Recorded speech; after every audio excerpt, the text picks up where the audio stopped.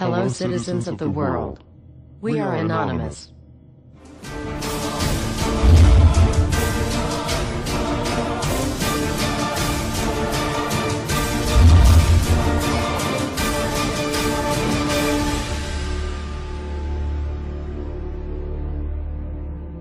Dear brothers and sisters, now is the time to open your eyes. In a stunning move that has civil libertarians stuttering with disbelief, the U.S. Senate has just passed a bill that effectively ends the Bill of Rights in America.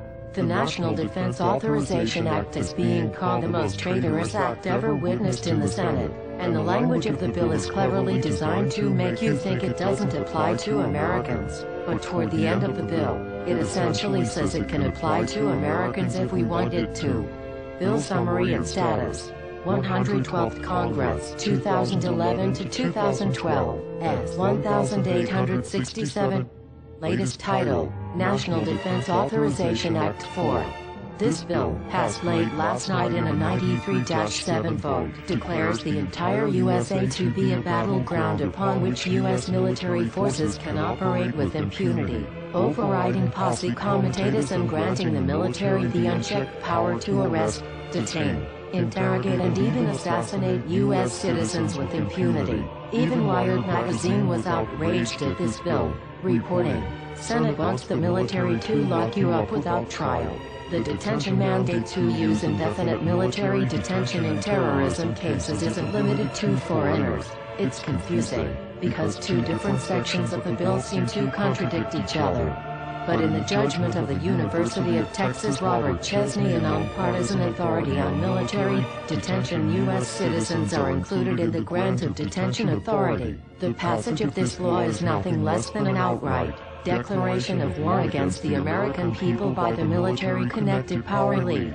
If this is signed into law, it will shred the remaining tenets of the Bill of Rights and unleash upon America a total military dictatorship, complete with secret arrests, secret prisons, unlawful interrogations, indefinite detainment without ever being charged with a crime, the torture of Americans and even the legitimate assassination of U.S. citizens right here on American soil. If you have not yet woken up to the reality of the police state we've been warning you about, I hope you realize we are fast running out of time. Once this becomes law, you have no rights whatsoever in America, no due process, no First Amendment speech rights, no right to remain silent, nothing.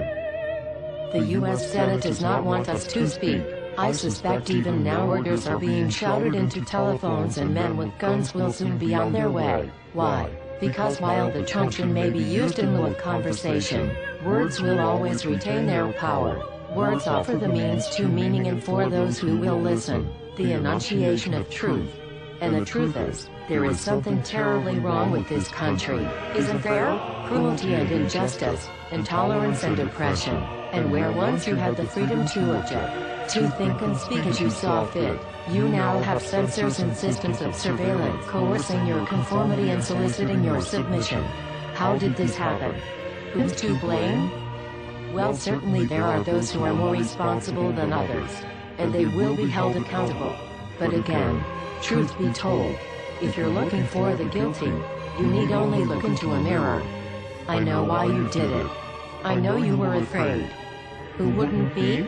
War, terror, disease. There were a myriad of problems which conspired to corrupt your reason and rob you of your common sense. Fear got the best of you, and in your panic, you turned to the now president in command, Barack Obama. He promised you order. He promised you peace.